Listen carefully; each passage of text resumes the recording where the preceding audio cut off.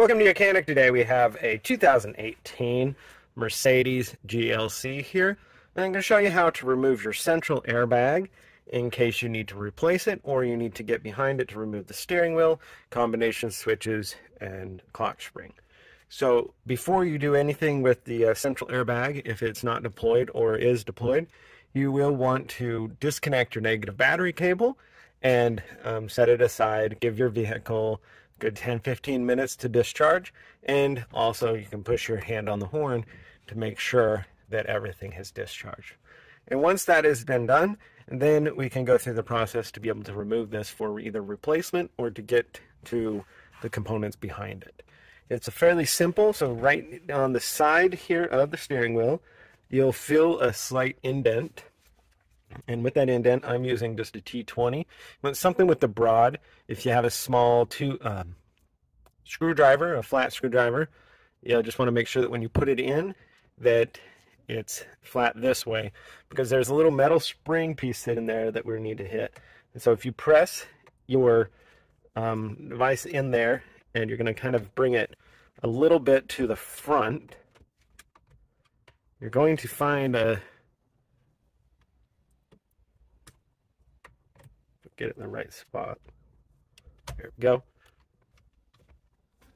So we got it released on this side, and then we need to just release it on the other side. So you put your tool in essentially straight, and you're going to find that resistance. And we press this side in, and now it popped out. And so then when it's out, we have just one electrical connection here to disconnect. It's got two tabs.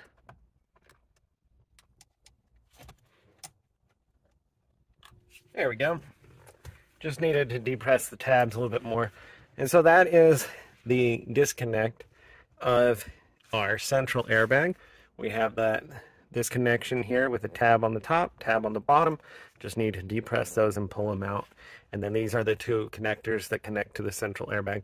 Now, if your airbag has deployed, most of the time these get melted, and you'll need to replace this little pigtail piece with it also, if you need to replace this airbag.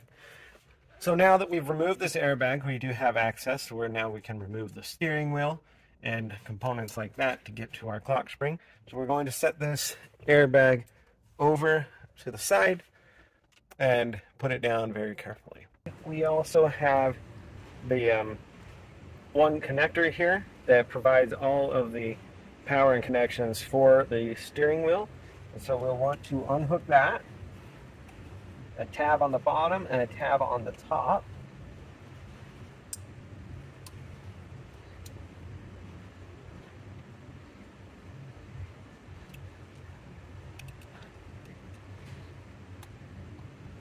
Yep, and so that is unhooked, whether you do it now or after you undo that bolt. Now, one thing you'll want, because our clock spring has only 2.5 revolutions, or 3.5, I think it's 2.5 revolutions one side, 2.5 revolutions the other side.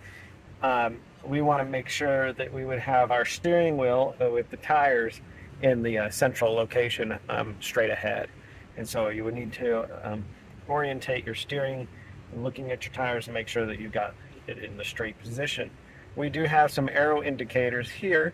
Potentially will line up in there with the splines so that you can put the steering wheel back on where it is intended to be. We have the one bolt here to be removed. If you have an impact, it's very handy to get this bolt out. If not, you'll just have to secure the steering wheel, maybe have a helper to hold it while you undo this bolt.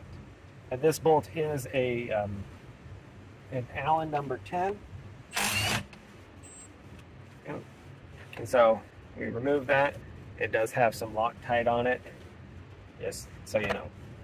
So with that bolt out, we've removed, and we can see, if you look in here, we have the two arrows, and we have that they line up specifically with some single lines in there. There are other little hash marks in there also. You see the other ones there, but we line up with the two right there. So that's where we're going to put it. So now we'll be able to just pull our steering wheel off and remove and put that aside. And so that's your removal of your steering wheel to gain access to the clock spring and the combination switches, you know, and so forth. So with the steering wheel removed, the central airbag removed, we now have access. Now our clock spring, we want to keep straight forward, but good to note that this has a built-in locking mechanism, which is that little red tab, so that it won't spin out of orientation. We have 3 turns, essentially 2.5 turns to the right, 2.5 turns to the left, and anything more than that, and you can break the spring tape that's in there, and then you'll have to replace it. I mean, and things like that. So we have that removed, and now we need to just, we need to move this cover here, which just clips in here, so we're just going to pull it towards us. So I'm going to separate these 2 pieces, and then we'll get to how we remove the actual clock spring. All right, so for removal of our clock spring and the whole unit, it's clock spring, combination switches, you name it, all together. So this piece here stays together. We remove the front bezels. We have this, the back piece, we need to separate it from it. And now what you can do is you just give it a good pull, and it releases the little lock there. It just has a kind of a push lock in there. We just give it a good tug, but then we still have one electrical connection that we need to unhook on the side here. It comes into it, and so with it pulled out, we get the access to be able to get that electrical connector undone, which it has a safety lock.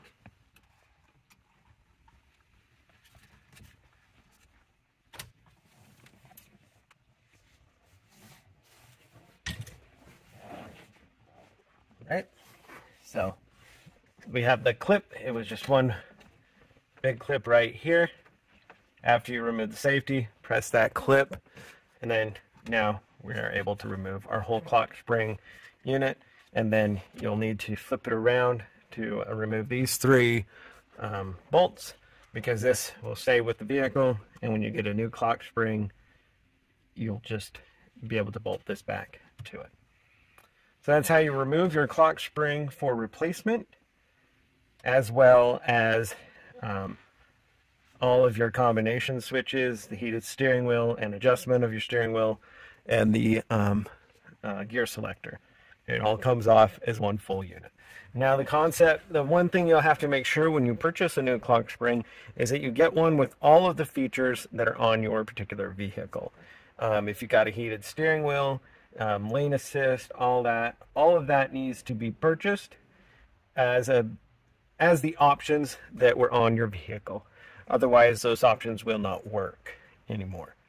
And so, that being said, once you've done that and you've made sure you've got the one that has the same features that you had with your vehicle originally, then you're ready to put it back on. And so you would have needed to transfer this little bezel piece to your new clock spring assembly, and that's just 3 screws here. You remove those, this pops off, and then put it back on to the new one.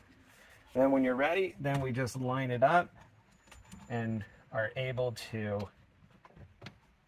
line it up in straight and central, and then we just press it and it hits and it locks on there. And then next we have an electrical connection here that we need to be able to connect to the clock spring. We're going to get lined up and then press it until it locks into place.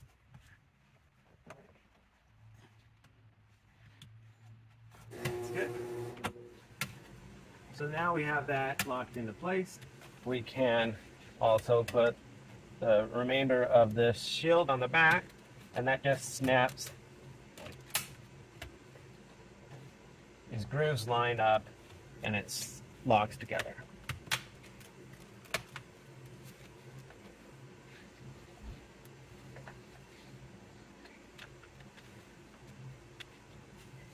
Okay. Same thing, we'll want to take our front one here and line that up. snap it together.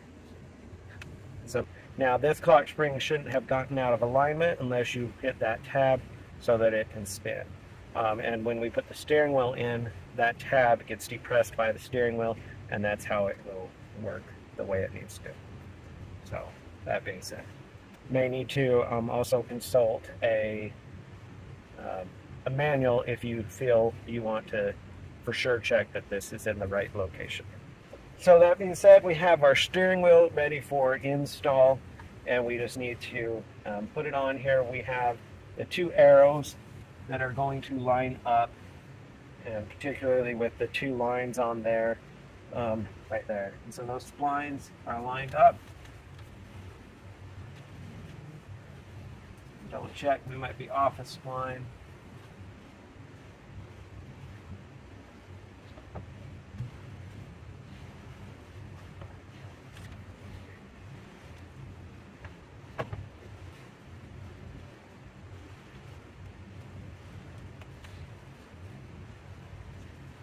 Okay, so our splines are lined up, steering wheel presses in, and so now we do have our electrical connection, but let's first put in our bolt that holds the steering wheel on, and then we will tighten that up.